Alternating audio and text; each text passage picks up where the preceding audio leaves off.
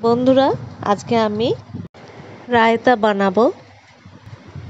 রায়তা বানানোর জন্য আমি একটা বড় দেখে শসা, দুটো পেঁয়াজ, একটা টমেটো, দুটো কাঁচা লঙ্কা, টক দই আর সাথে নিয়েছি শুকনো বোঁদে। এগুলো কিনতে পাওয়া যায়, ভাজা আর কি, শুকনো বোঁদেগুলো। তারপর আমি এগুলোকে কেটে নিয়েছি চৌকো চৌকো করে। সব কেটে নিয়ে এটা আমি একটা পাত্রের মধ্যে নিয়ে নিয়েছি। তারপর আমি এর মধ্যে দেব নুন। নুনটা তোমাদের স্বাদ মতন দেবে। তারপর আমি একটু দিয়েছি গোলমরিচের গুঁড়ো। এখানে কাঁচা লঙ্কাও দেয়া হয়েছে, সেজন্য আমি ছোট চামচের 1 চামচই দিলাম। এরপর আমি যে টক দইটা নিয়েছিলাম এর মধ্যে দিয়ে নিলাম।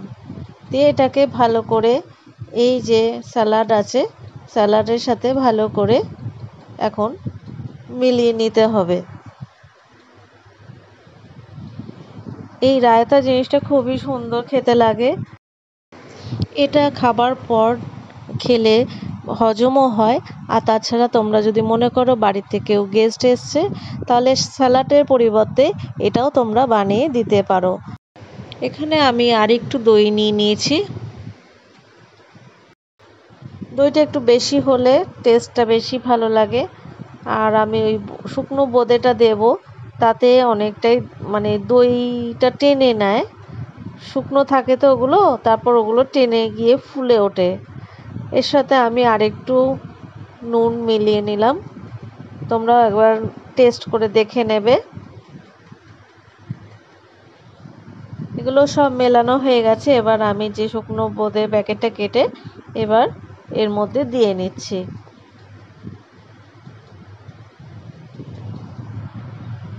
এটা এমনি তোমরা যে কোনো দোকানেই তোমরা কিনতে পেয়ে যাবে।